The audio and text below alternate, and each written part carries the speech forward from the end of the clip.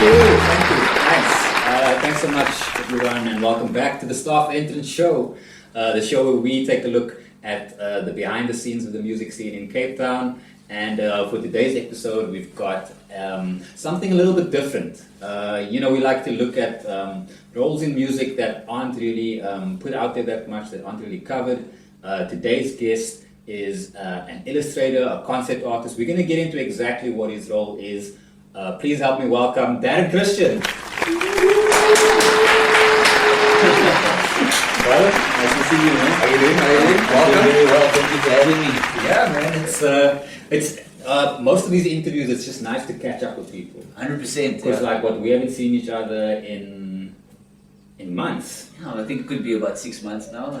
You've been on a big project for a while now, but we'll get into that. Okay. I was telling the audience, one of the difficulties we have is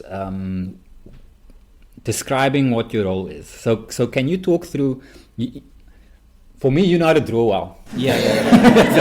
That's the simplest way of putting it. It's actually very accurate. This guy can draw really well. Yeah. But within that, there's a lot of different things that people can do. So can you tell us what kind of illustration are you doing now? Okay. And how did what's kind of your, just very briefly, what's your path? How did you get there? Okay. Yeah. Interesting. It's as you say, the base, the fundamental skill is to be able to draw and render and to illustrate, I guess. But when you say render and draw, those are two different things. What do you mean? I think drawing, rendering is part of drawing, but I think drawing is your base sketching, your fundamental line work kind of thing. Okay. And rendering in itself is actually creating light and shadow and realize it's the representational, representing reality, using light and shadow and color and value and that kind of thing. Okay. So that's actually making. I'm gonna pretend I know what that means. But I'm getting an idea. Yeah, to simplify, I'm not an abstract artist. You know what I mean? So I'm not doing any decon stuff. I actually have to represent things in the way we actually see it in reality. Gotcha. You know what I mean? So you're not doing Salvador Dali or No, there's. I'm trying to think of an example. My art knowledge is not so great. Yeah, but you're trying to make something look like your eye would see it. Exactly. So it's how we see things in the real world. So in a sense, it's more of a science. The irony is it's more of a science because you've got to study and figure out how does light behave. Okay. How does light affect color? How does color behave? How do we see things in perspective? Because when you're looking at something, your eye, there's a diminishing horizon. You see things to the point your eye sees it, right? Okay. And that's because of the anatomical function of your eye, and that's why things look like they're in perspective. You know what I mean? Okay. So you gotta draw things in the way we see it. You know what I mean? So it's a learned skill. Okay. It's not some intuitive splash art on the wall kind of stuff. You know what I mean? So now you've got the skill set, right? Yeah. At this point in your career. Yeah. But one skill set can apply to various different jobs. Exactly. Right? So can you talk about maybe what the job is that you do now? Yeah. And we'll get into the kind of work we did together in a little bit and Yes. see how that links to music. Okay. But yeah, what are you doing now, and what are some of the other roles that you performed using this skill set? Okay. Yeah, that's a great question. I mean, look, I started out if you think about the time period that I was getting into art and stuff like that, I was born in '83, so really big into genre film, in the '80s. Films like The Goonies, Willow, that's my stuff. Obviously the Star Wars franchise.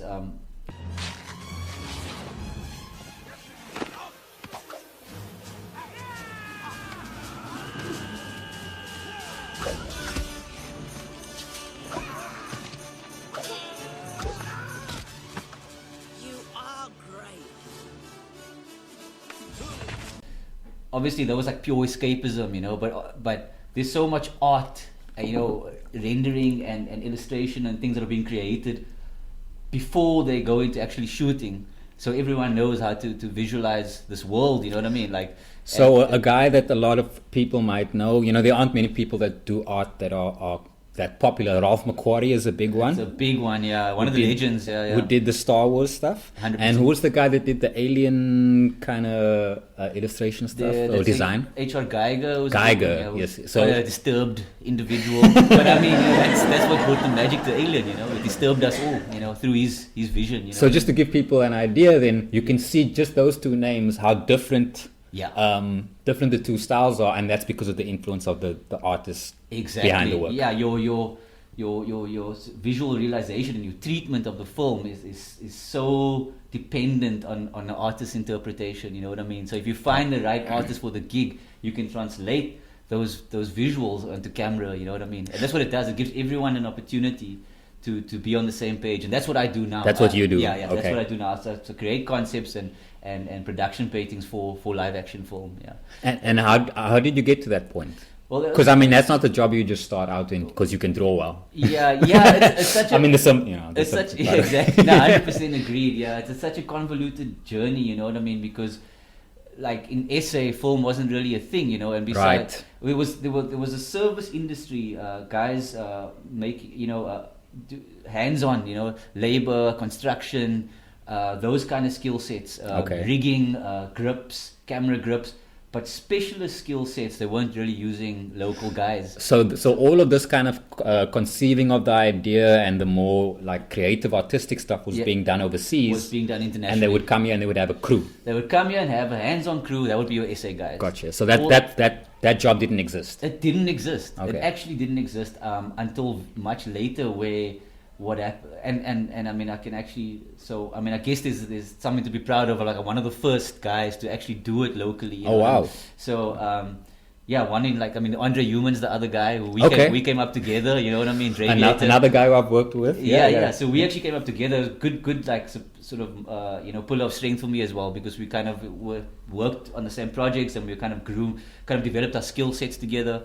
And what happened was I went to tech and I did graphic design. I didn't want to do it. I wasn't interested in. I was interested in 3D animation because it was like 2006 and I think Toy Story had just kind of come out. That was a big one. Yeah, and 3D animation wasn't a big thing. Like people it was in its infancy, right? So I was like, what the fuck is this? You know what I mean? Like I'm so. And you wanting to be on the cutting edge of stuff as an artist, yeah. Right? And I, effectively, like I didn't know what I wanted to do, but I just wanted to make art for films. Like I knew that was, and I wasn't entirely sure how to go about it.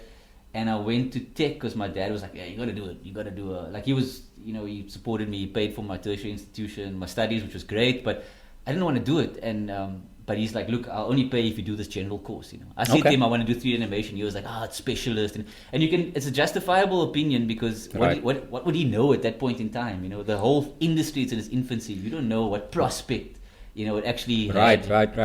Which area is going to pop off? Exactly. And it turns out it's a huge industry now, one of the biggest. In fact, at this point in this country, well, just globally, you know what I mean. Just like where 3D art is gone, it's like that's where we're moving into. Into virtual reality. Right. Into people are more into animation now. It's kind of trending because with COVID, not being able to work physically with each other, being able to create narratives just from your computer, it's like there's a resurgence. Because it's not safe to have a set with a bunch of actors and a bunch of cameramen and exactly, all that kind of yeah. Stuff, right. So taking heed of that, it's like it's actually even expanding even more. And it's already big, If guys in the audience, you're safe here though. We've taken all the precautions. Let's hope so. But yeah, I actually lost my train of thought. You were on your studies and you wanted to do 3D animation, but you ended up doing a general course. Yeah, I ended up doing graphic design. I did the 3 years. Did pretty abysmally. Like I was like literally scraping through. I would like hand in these projects with be super influenced by Frazetta and those sort of fantastical sort of like artists who did like wizards and Ralph Bakshi stuff. And all my projects would have like these dark themes, and the lecturers would just be like, what the hell is this? It's like ghouls and like body horror, and it's like we're just trying to do design communication. We want to sell a brand. Like, people don't want to see like gore and guts. So of course I didn't fit the curriculum well, and of course like in school I was pretty apathetic, and I did okay. I did enough to get a diploma, and I got my diploma. Till this day, no job has ever seen my diploma. Nor have they seen that portfolio. I burnt. I threw that in the rubbish. But I was like, I don't know. I'm not going to show people how I kerned some type. I don't care. You know what I mean? I think it's a good lesson. One of the things we like to do on the show is give youngsters some inspiration. Yes. And not to encourage you to do poorly, but just because you do poorly. doesn't mean it's the end of the world. There's sure. all kind of different avenues that might just be the one thing that's going to make you really pop. A lot of it's about the fit, you know what I mean? And like the thing is, like my schooling really was like growing up with Mnet and like television, you know, Children's Holiday Festival, watching films, watching those films where that you can escape into, and understanding that there's actually a craft and a skill and intelligence behind these creations, you know what I mean? But it's hard because that's something that you're extrapolating by yourself, because you're not being taught that in school. No one's saying, hey, why don't we go learn how to do prosthetics in school? You know what I'm saying? Right. Why don't we learn how to do special effects makeup? You know, you're out there doing like, you know, cellular mitosis. It's like, what? The mitochondria is the powerhouse of the cell. The fact that you remember that, damn son. That's impressive. That is really It's a meme at the moment. Oh, really? Yeah. Oh, shit. I'm out of touch. But yeah, so you know that's the thing. It's like if no one's pushing you, if you don't have a role model to say this is actually an avenue, you're really relying on chance to end up in that position. Right. You know what I mean? And that's kind of what happened to me, because I ended up going to tech, and then Andre's brother had studied industrial design, right? Okay. His older brother, Jason, and he'd been drawing cars and super into like industrial design for years. And he had the skill of, he had to learn to build miniatures, right? Cool. Yeah, and he actually, he's a good friend of mine, I can bragging rights. He designed one of the main building sets for the LAPD building in Blade Runner 2049. Whoa. And actually got an award for that as well. This is the one that just came out with the Denis Villeneuve. Villeneuve. Yes, and Villeneuve. Yeah, I'm feeling quite Villeneuve about it. But I am, you know, amazing. This guy was kind of our entry, Andre's brother. So he said they're making some creatures for the Scorpion King 3. Right? Okay. I was still studying at the time. Like, can you guys draw like some creatures and some designs? Because before they can make something, they need something to look at. Like, where are we going? Right. You know, where do we even start? We need like a canvas. We need like an idea. Okay. So they got myself and Andre there on the weekend, and both me and Andre had like a really big project we're supposed to hand in for tech, and we both just said, fuck it, like this is where we want to be. Let's take it. I'm drawing creatures anyway. Yeah. I want to draw creatures for this thing. Exactly. It's like, Right. let's take this one on the chin. We'll still get through the year. You know what I mean? Like, and we did that, and we spent a week working on the Scorpion King 2, which was like so mind-blowing. Is that the one with the rock? That was the rock, yeah.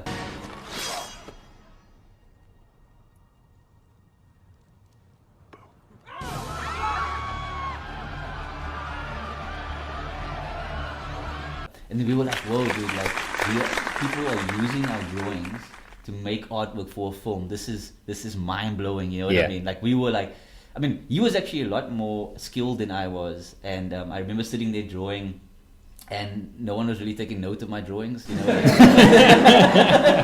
they were like, that's cool, but we kind of like this this Andre guy. yeah, you know, but, you know, that's besides the point. We got to do it, you know, and I think eventually some of his stuff did get signed off, mine didn't. And that was, for a while, that was actually my experience, because when we finished tech, that very guy who owned that fabrication company, he'd hired us to come and draw for him, right? Have you ever watched that movie Whiplash? Yes, with the jazz drummer. And he's like, not quite my tempo. Yeah, so that was pretty much my experience every day. Everything I did was like just not his tempo. Yeah. But the fact that I could, and we were earning nothing. I mean, I spent more money putting petrol in my car to get to that office than I actually got from my pay.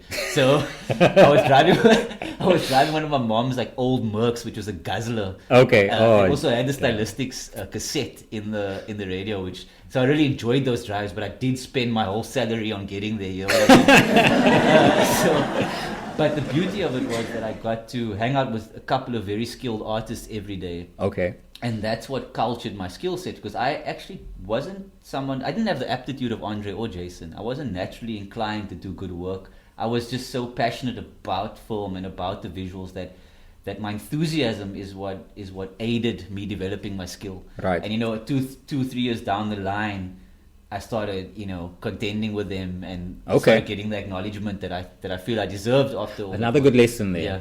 Another good lesson. Yeah, you know, it's also like, it's about the volume. You know, I did read the Gladwell 10,000 Hours, which is useful and did inspire me. But also, it's not just volume; it's the quality of that volume. You know what I mean? Like, if you're pushing out like 200-300 drawings a day, if those are poor drawings, you're not going to improve.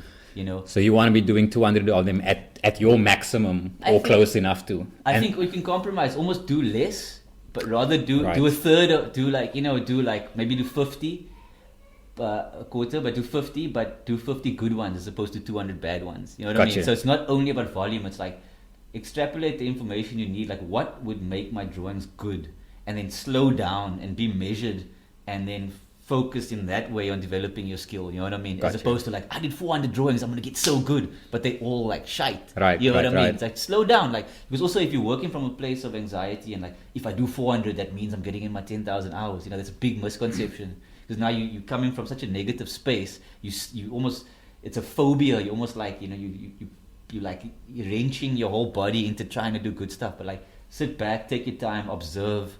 If you're trying to get better at anatomy, like sketch anatomy, research what works, what the best techniques are, and take your time. Rather do like a day of, if you're studying, do like 2 hours of really healthy, clear studying, as opposed to like 12 hours of like frantic observing. You know what I mean? Speaking of taking your time, we got to take a little time out to go to a commercial break. Okay, awesome. We've got a lot more to talk about. Okay. I'm excited to get back into this. Don't go anywhere. We'll be back with Darren Christian after this break.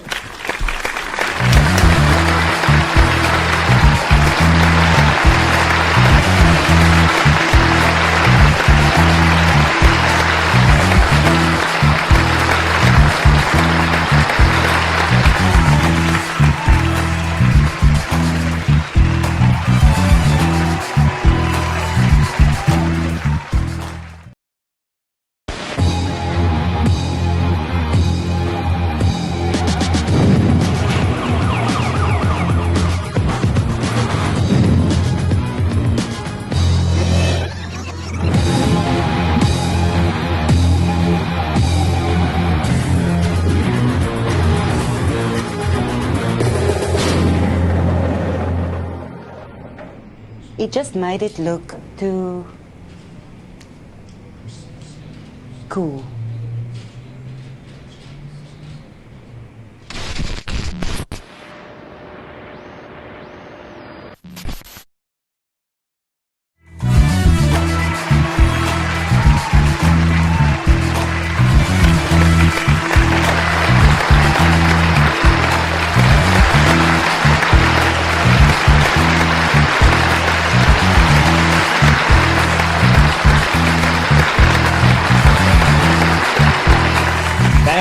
Thank you. Welcome back to the Staff Entrance Show. We are with Darren Christian. Before the break, we just had a little short breakdown of your career and how you ended up in it. Yes. I want to get into music and how that relates to your work a little bit. Yeah. So you mentioned Andre Human before. Yes. And the two of you have worked with me on uppercut flyers, flyer design, illustration, not the design side. Yes. How does that work that you do in terms of doing illustrations, and maybe we'll put a couple up here somewhere, how does that kind of work differ from what you're doing in your role? It's an interesting question, because as I said, the fundamental skill set, it comes from fundamental art training, being able to observe, draw, interpret reality kind of thing. Right. And when I first got into film work and designing film sort of imagery and like landscapes and so forth, that was predominantly the illustration skill set. Being able to draw was the predominant skill that was needed, right? Mm-hmm. And that's how I got into it, and that's how I was hired professionally. But as things went along, technology is always shifting, so it became more technology. Look, I started 2007, 2008, right? So we didn't have these crazy 3D programs that are doing these hyper real renders, that we see nowadays. Okay. So we were doing this sketchy, gouache, provocative kind of images, and designers would love it to inspire an idea. Mm-hmm. But because technology has come so far and it's able to, like, instead of us interpreting reality, the machines are interpreting reality. You know what I'm saying? So I knew if I want to keep my job, I'm gonna now have to start learning the software, because there's guys competing. I'm competing with, not only are they making things look hyper real, they're doing it in like a tenth of the amount of time that I'm drawing it in. Right. So I was forced to go and learn, become more technical with my skills, and learn 3D skill sets. Now the beauty of the illustration thing is that I get to go back to those basics. Okay. And express myself in a more artistic manner, a provocative manner, an illustrative manner, because sadly within the technical realm of making images for live action film, 90% of the time, your seniors want to see exactly what it's going to look like. If you can replicate how it's going to look, it's a winner for them. You know, as opposed to like in the 70s, 80s, when guys like Sid Mead and Ralph McQuarrie and they were doing things that was way more artistic. It was. What did Sid Mead work on? Sid Mead was the Blade Runner guy. And he was actually a futurist, like a proper futurist who would, before designing anything, he would research speculatively how people would interact with machines, how things would work, and then design it according to like, you know, like projected social norms and like so actually you really like, it's why his design is so mind-blowing, is because it's so researched, you know, and so intellectual. So he was taking his inspiration from like actual science and technology. Exactly. When you're doing film and TV work, you're taking inspiration from whatever the production designer is giving you. Yeah. When you're doing music related work, is there a particular source you're taking from, or is it around that particular artist you're working with, or is it just a general feel? Well, I think like, you know, the other thing for me is that I've always been like a hip hop head, you know. Besides being a cinephile, it's funny because a lot of hip hop heads are cinephiles. It's like there's often that parallel there, you know. And I've been into like RZA is a great example. I mean, who's actually making pretty decent films. What is it? Cutthroat City. It's a new film. Yes, the New Orleans thing. Yeah, and I loved him in Jarmusha's stuff, in his, you know, Coffee and Cigarettes, and so big film head, you know, and we see that a lot, you know.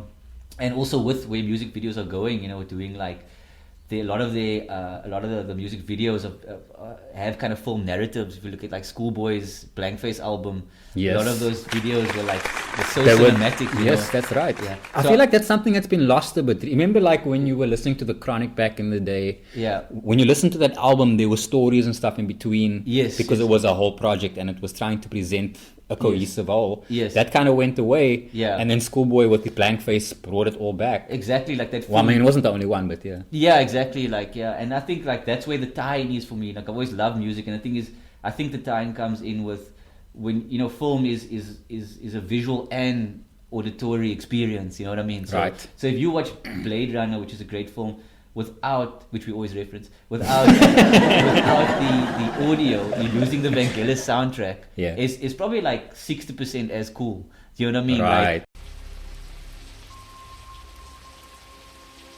all those moments will be lost in time, like tears in rain. Because when you're watching like visuals, like crazy atmosphere and cities, and you add that grungy like technological sound to it, you feel a lot more immersed. You know, it really captures you. So I think with hip hop and drawing for me, it always had a tie in, and I was always inspired by music. You know, it's like when I actually draw and I do illustration for you, I would listen to stuff as well while I'm doing it. So there's always a tie in between visual and the audio sort of skill and the. So does the music you listen to change depending on the project you work on? Because I mean, you've done a lot of work in the science fiction field. Yeah. Is that music choice when you on that project different to, let's say, you're doing a flyer for an event or something, or something? I think, look, if I was a bit more like conscientious going in, generally speaking, it would be, I would choose, like when I'm doing working on science fiction vistas and stuff, I love listening to you know, electronic stuff like rival consoles or you know, stuff like Nicholas Yar and like soundscapey kind of music, because it gets you into. It's evocative. It is evocative, and it gets you into the headspace, and it's kind of like, it's almost like an hypnosis. Whereas if you're listening to hip hop, there's a lot of storytelling, a lot of like vocals, so that's kind of almost can be distracting in a way. You know what I mean? Because you kind of engaging that a lot more as opposed to focusing on the project. Okay, I got you. But I do, you know, if I'm doing like street portraiture or like, you know, that kind of thing, I would opt to listen to something that sounds closer to the visual that I'm creating. So yeah, it definitely ties in a lot to my artwork, and like it's impossible for me to actually draw or paint or create anything without having music in my headphones. Yeah, I can't. Like I need headphones and I need music. You know what I mean? And it's like you often get sort of like. There's always like these snarky comments when you're on a production because you have headphones on, and it's like, you know what I mean? Like you're like not. It's funny. You're not paying attention. Yeah, exactly. It's like, but this is my job. This is like, the process. this is like, I need to create artwork for you. Like, I don't need to pay attention to you. So it's like, so it's weird how this like the school mentality like always comes back in. Like, you need to be alert enough. So when I say something, you need to respond to it. But it's like, no, dude, you hired me for my skill set. Right. So allow me to do it. Use the methods that I use in order to create it. You know, so it's funny how that lack of respect is there. You know, not people not understanding. You know, if you does this come from people that are creative themselves, or does it tend to come from the more production process focused people? I think therein lies the problem. You know, it's a great question, because I think the problem is that everyone in charge of you they're vastly more sort of administrative people, logistical people, management roles, get the job done. Right. But the irony is that they have no sophistication in understanding what the artistic process is. So the minute you can't identify or empathize with the artist, you're going to upset them. And that's what they do. And that's the last thing you want. That's the last thing you want. Do you want inferior work, or do you want great work? You know what I mean? And that's the thing, like, that's the difficulty as, you know, being like, one part of me is an artist, but you also have to be like kind of a savvy in the business world, because you need to grow a thick skin and learn how to navigate with people that actually don't empathize and don't understand your process. Right. And how do you work in a commercial world that actually doesn't respect your methods, you know what I mean? So you kind of have to shut off or shut that out. Right. And generally the person that's managing you is like some kind of weird micromanager type of like intimidation, fear conditioning. Like you will know if you were 5 minutes late, like they will make sure that they will look at you in a way that, like, you know, like The Shining, like they will tell you telepathically through you know.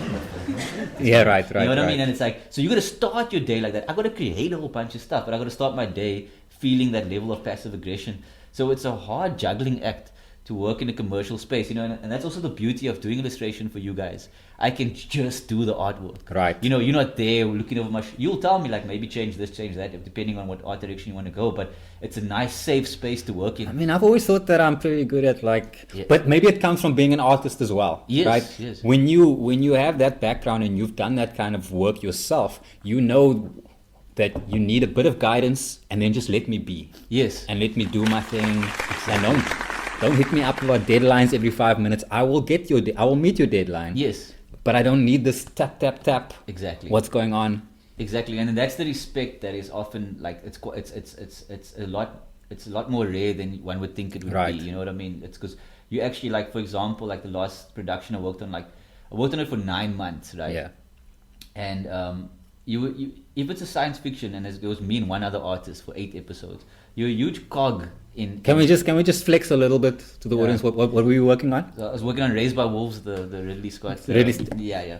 Guys, I didn't meet him as such because he directed the first 2 episodes. I saw him and I did use the same toilet that he used, which I wasn't meant to use apparently. Because it had a sign on saying director's toilet. I didn't see it. And I went in there and I was like, why is this toilet so phenomenal? Oh, this is amazing. There's candles, there's scented candles, there's pillow to, like, put your feet on. Because Ridley needs to get in his mind space, right? I mean, that's his process. If he's going to do his business, it's better be in the most optimal way, you know what I mean? So I did share a toilet seat with him. You know what I mean? And, amazing. That's as close as I came. But I did work on the film for 9 months. Well, the series at least.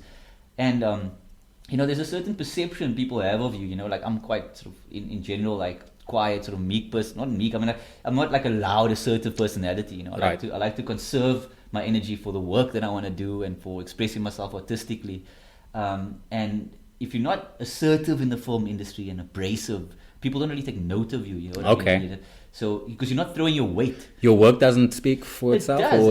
Well, it does, but it's like... Not as much as your personality, maybe. Yeah, I think that's the problem. Like, you know, people aren't really objective. They respond to what's happening in front of them, you know what I mean? So no one's... Especially if you're dealing with a crew of people that aren't artistically inclined, they're not going to go, wow, this guy's work's amazing. They don't have the objective ability to do that. They don't have the framework to even judge. Yeah. So they don't respect you based on your skill set. They just look at who you are.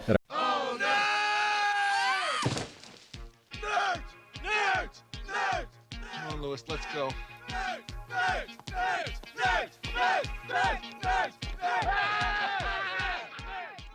Right. So because I'm like quiet in the background, like I ended up not getting an on-screen credit for after 9 months. It was me and one other artist. You know what I mean? I got my credit on IMDb, which I'm happy with, But how does someone that works on a production for 9 months slip through the cracks, and then a tea lady will, like someone who's making tea and like serving, will get like other people. Our Dylan Marvin gets all the credits on our credits. Production assistant / designer / CEO / head of administration. So he gets credit where credit is due. That is correct. You know what I'm saying? So that's the thing, like, and it's like, and not to sort of like just out and out complain, but it's like, for someone who, I've built all my skills I've learned has been like sort of from my own journey and my own initiation. I didn't have role models doing it or anything like that. I kind of self-initiated it.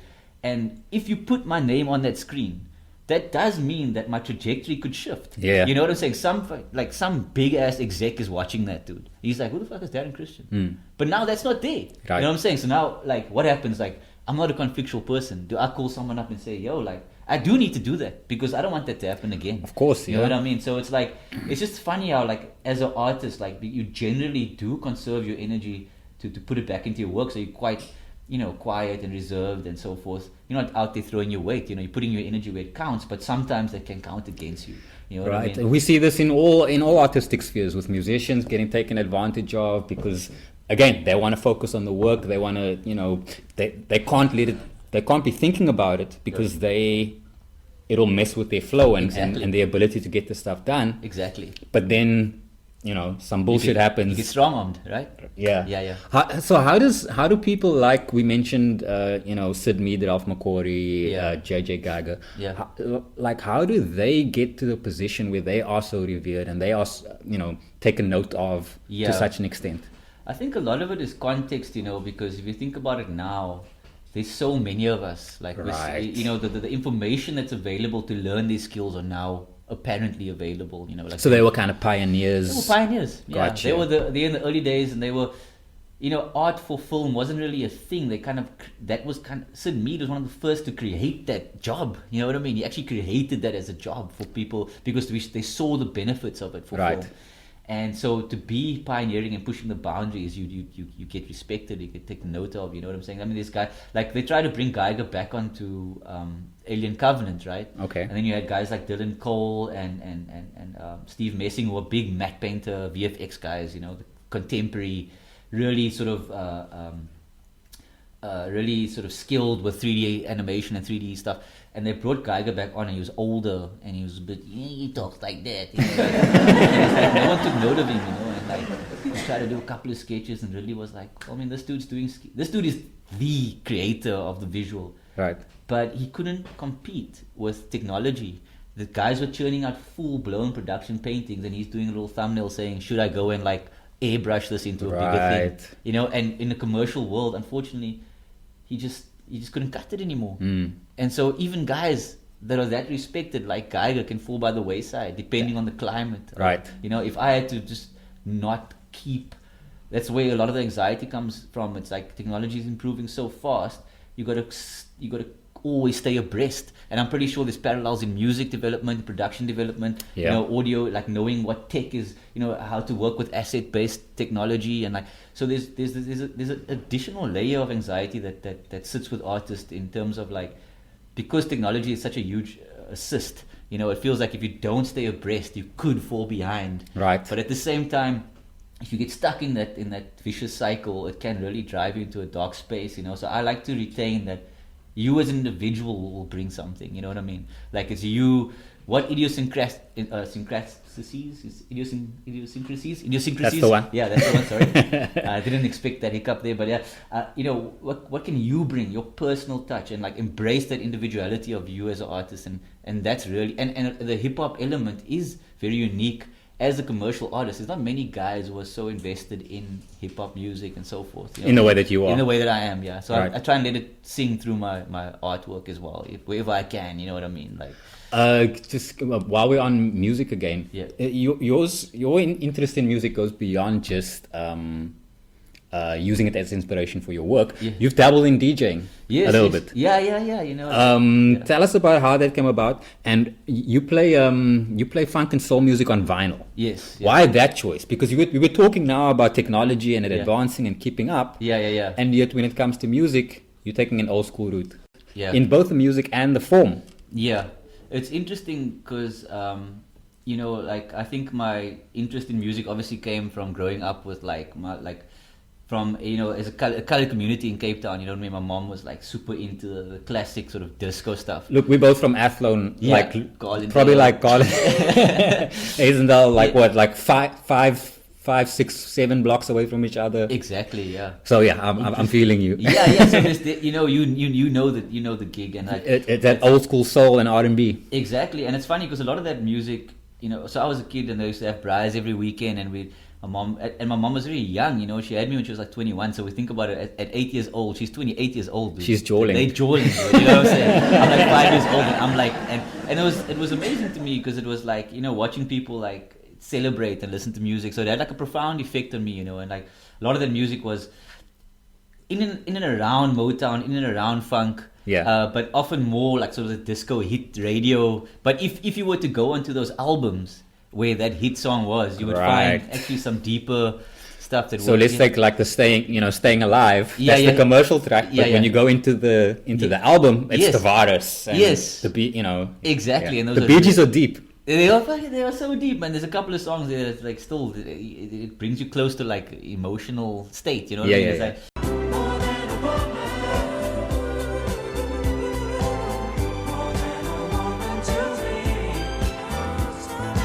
and it's like listening to like Basher, Time and Tide, and like all those things. Okay. So it's so great to have that nostalgic feeling, growing up with that and the memories that came with it, So I almost felt like with art, like I was kind of forced to get into this more of the technological side of it. But because music was like a passion and a hobby, right, I could actually go back to an analog world, Gotcha. I mean? So not just in terms of the content of the music, but the format too. Exactly. And additional to like just working, like getting my hands dirty with like dust and looking for vinyls and having that analog tactile experience, because I work on a computer all day, Right. 11 to 12 the last thing you want to do. The last thing I want to do is work with more tech, dude. I'm just like, you know what I mean? And I miss it. I miss those days of like, playing things on vinyl and stuff. So that having to do that again was like just an amazing experience for me. But the other thing is just the format of vinyl, and a lot of people will say this, and it almost sounds like a cliche, but it is true. It's like every vinyl is like a little canvas of art, you know what I mean? Yeah. So you have that in your house, and you can see all this sort of vista of like colors and paintings and like photography. Do you have any favorite album art covers that stand out to you? Yeah, I mean, it's a tough question, because there's so many like amazing ones, you know what I mean? But I'd like to think that the ones that really work are the ones that complement the music, you know what I mean? Obviously, yeah. And normally throughout, like looking through the like the booklets and stuff, there'll be like variations of the artwork within the same treatment. Gotcha. And if I think about like hip hop wise, like maybe I'm thinking about more newer stuff because I can't. There's just so much of out course, there. Yeah. So I really loved. Like I remember listening to Funk Crusher Plus in '99, which was Company Flow. Oh yes. And I remember at the time, hip hop was so like boom bappy and like this was the same sound that I knew, and then I found this album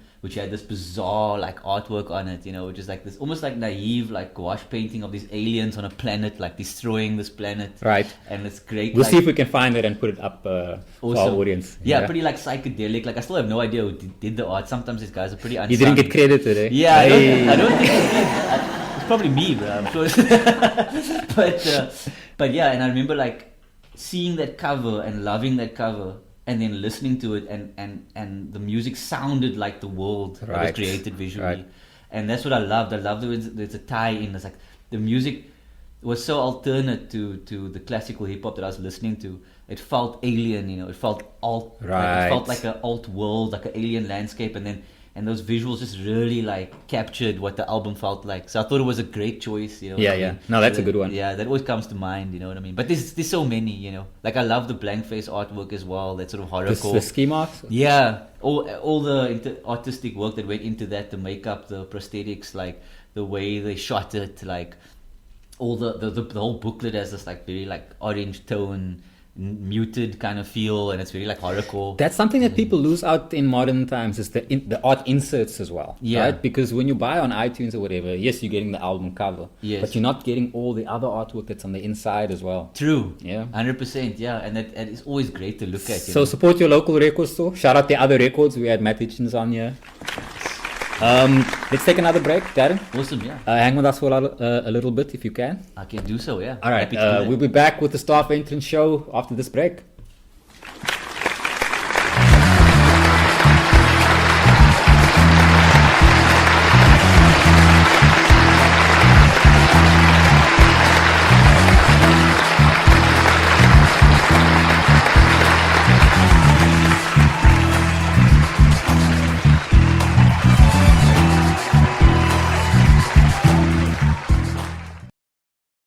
You wouldn't steal a handbag. You wouldn't steal a car. You wouldn't steal a baby. You wouldn't shoot a policeman and then steal his helmet. You wouldn't go to the toilet in his helmet and then send it to the policeman's grieving widow and then steal it again. Downloading films is stealing. If you do it, you will face the consequences.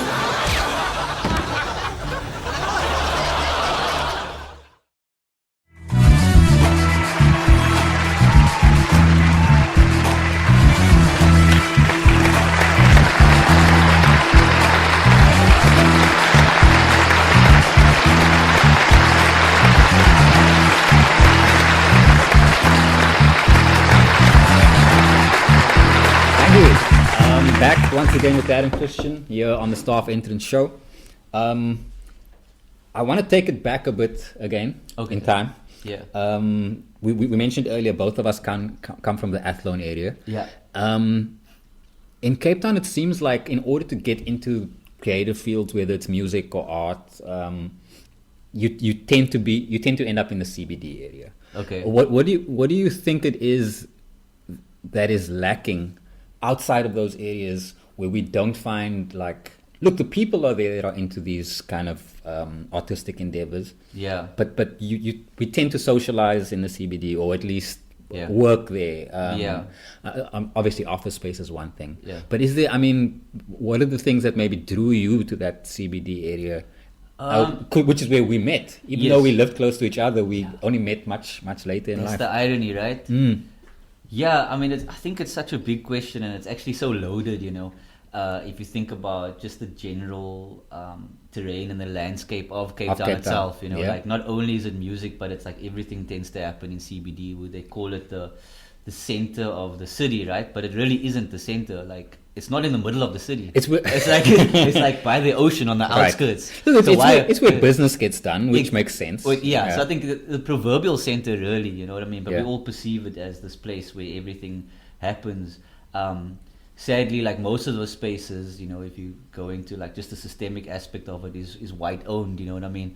And I do think it's such an interesting thing that you raise, because if we were willing to have more of an entrepreneurial, it doesn't even have to be money generating, but willing within the areas we come from, in the areas you stay, to start up events and spaces where people can come and listen to, just having like a yard party was an event, right? Like, we didn't have flyers, we didn't have like, those kind of things, but people would get together as a community and it'd be like a great celebration. Maybe we've lost touch with that a little bit.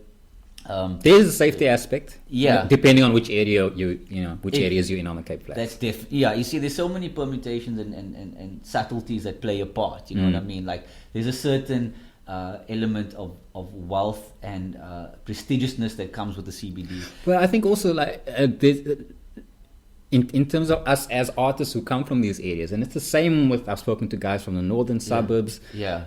You don't generally find those connections within those neighborhoods. It's when you congregate and you converge, at that space, and that's the funny thing. Like, I think if we were willing to, just utilize different spaces and be cool with having, like, a party and a big, like, get together vinyl gig in Garlandale, like, why not? Like, why do our minds? I think we're so habituated to know the CBD as the place to go. Like, when I first started getting into, like, music and so forth as a teenager, it was initially going to Club Vibe, right? Which was in Lansdowne. Right. Yeah. Same. and like, that was still to this day my best clubbing experience. It was a beautiful club. It was a beautiful club. and you were surrounded by people who had like very similar cultural It's the experiences. first place to I you. saw a PlayStation. Oh really? I was like, well, you would play Wipeout or something like I that. was playing Wipeout. I knew what I was playing. It was so mind blowing back then, bro. Like that's the beauty of like when technology was just turning, how the rudimentary graphics could just blow you away. You know?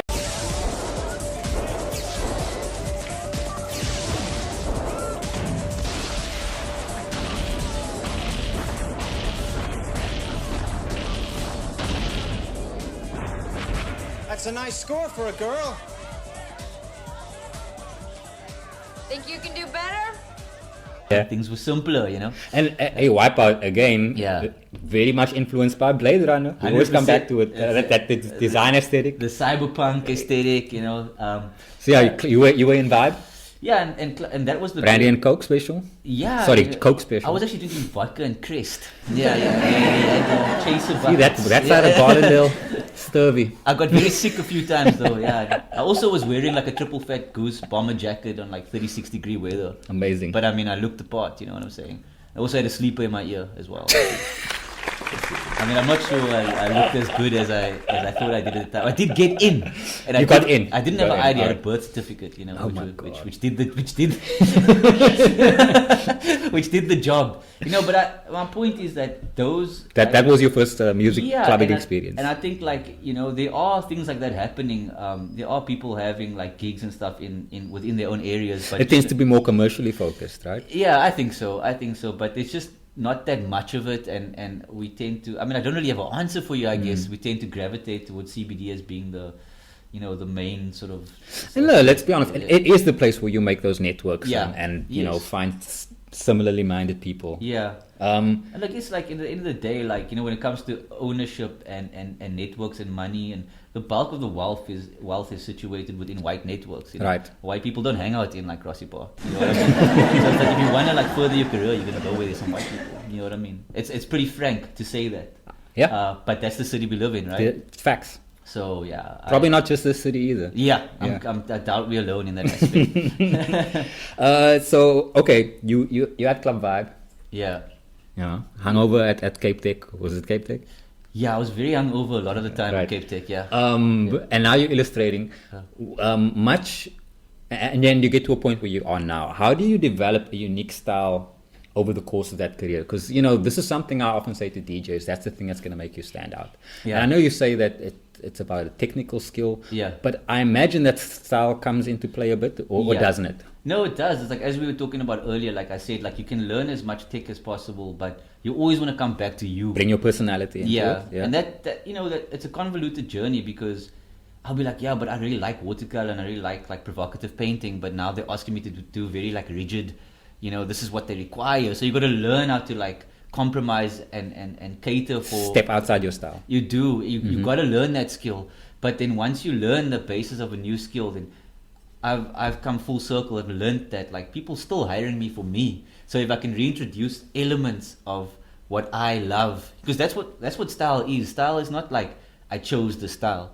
Style is like it's based on a particular taste that I like. Like Okay. I really like the way these things look, and I would like to create art that looks a similar way, and that becomes my style through repetition. Okay. You know what I mean? So I like impressionistic painting, like Monet and I know that one. Yeah. I was trying to drop another reference and I studied art, but I don't have one, so sadly I'll move on. But I like impressionistic painting, and I like to, so I would do the rigid 3D stuff, and then I would just add like some layers of like provocativeness, and and claim that then people know, okay, that's Darren, that's definitely Darren's style, and they hire me for me, Right. to bring my palette, because that's what it's about. It's like you develop the skill around the work that inspires you most. Have there been directors or production designers that you've really connected with on a style basis? Yeah, there's been one actually.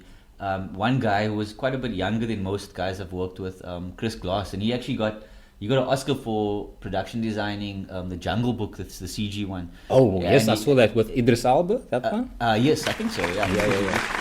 Yes. Great movie. Yeah, and then he was working with Favreau on that one, and he also he did the Spike Jonze Apple commercial with FKA Twigs, and I haven't seen that. yeah, it's pretty cool. Like Okay. so, he's done like really great work, and he he was the only guy who he preferred my artistic, expressive stuff. Okay. To which was like a breath of fresh air, because most of the time people want to see hyperreal renders, you know. Right. He was like, "No, bring your painting. Like, I want to hire you for that." And he not only was the best guy to work with, it was the most prestigious projects that I worked with. Oh, wow. Yeah. So he's like the most decorated, the youngest, the nicest, and talks the least. You know what I'm saying? If he gives me notes, he like writes it down and says, change this, change that. You know, it's about pragmatism. It's not about like seducing, like, you know, your directors with words. Like, you know what I mean? So, Gotcha. So very practical, hands-on person, and great taste, great palette. You know, loved Chris Cunningham, which is one of my Yes. Yeah, you did a flyer for us using the Chris Cunningham Bjork thing. Yeah, Yes. I'm like, yeah, he's still. I don't know what happened to him. Does anyone know what happened to him? Because he just disappeared. No He like idea. legit, like at one stage was the biggest like sort of MTV music video. You know, Apex Twin, Marilyn Right, Manson, yes. and then he just and he actually. It's funny. You go to Chris Cunningham. He was actually working on. Like the original Dread, the Stallone one. No He way. was doing, because he started as a concept artist, you know. Okay. And I actually I like to call myself Chris Colored Ham. You know what I'm saying? so I'm hoping to see. So I'm hoping to like segue into direction at some point. Okay. But you know, really visually inspired stuff where you can actually. That's what he did, you know. A lot of his content was created by his own visual effects ideas and illustrations and drawings, and he took a sabbatical to actually practice drawing more, and he came back to the Bjork video, and I just love like how his career was shaped, you know. And I think it's a nice step, because I think when you're working in this industry as an artist, like the most profoundly sad thing is that you start out as an artist and then you become a technician, you know. Right. If you're working on a commercial job, it's like, I used to be an artist that does a bunch of creative stuff and like bizarre characters and stuff, and now I just do what you tell me to do. You know what I mean? So at some point that gets stale. Like, I actually want to generate my own content, you know, which is for me the most the next step. You know what I mean? Well, I'm excited to see where it's gonna go. Thank you. I appreciate that. Yeah, I know you've just come off of a 9-month project, but when is that coming out? What are you working on in future? Are there any other things that people can keep an eye out for, so we can see if your name's in the credits? Okay, cool. Yeah, like, and make a comment on the YouTube if it's not there or whatever. Yeah, there's some the current project I'm working on is kind of like an NDA vibe, so I don't want to get in trouble. But I can say that Netflix is very invested at the moment in turning a lot of traditional manga comics into live action series. Ooh, nice. So there's a lot of that is coming here to SA. Sumo Jack is definitely going to be on that. I spoke to him earlier. His eyes lit up when I mentioned.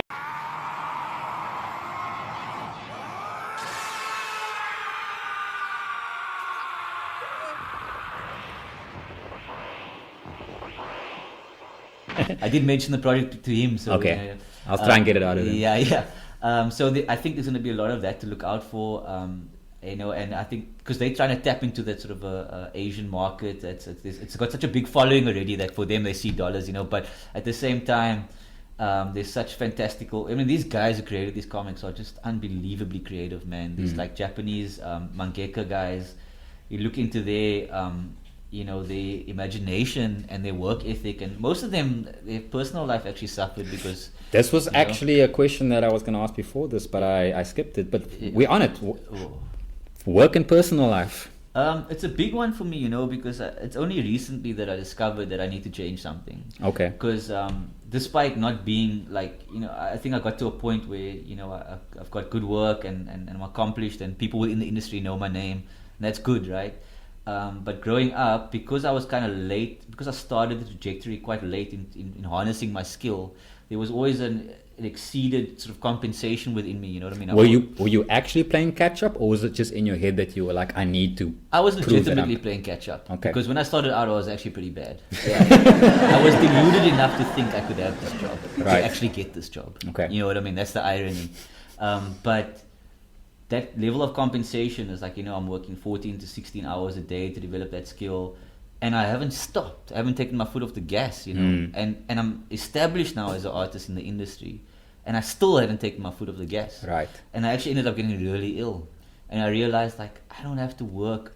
I've done it. Like I can work in a measured way. I don't have to work this hard where I actually make myself sick. You know what I mean? So speaking of work, this is something that you're working on. You haven't found that balance quite yet. I'm doing a lot better in that aspect. You know, I bought myself a big TV and a PlayStation. Oh, it's like nice. the first thing I bought, like after working for like 13 years. You know what I mean? It's like, you know the mentality they're coming from, like Gardendale. It's always like hang on to every dollar. Right. I don't want to spend, and I'm just like, you know what? Fuck it, dude. I actually want to live a little bit. I earned this. Yeah, I earned to have my own space, a TV. I chill, I watch UFC, and I have my downtime.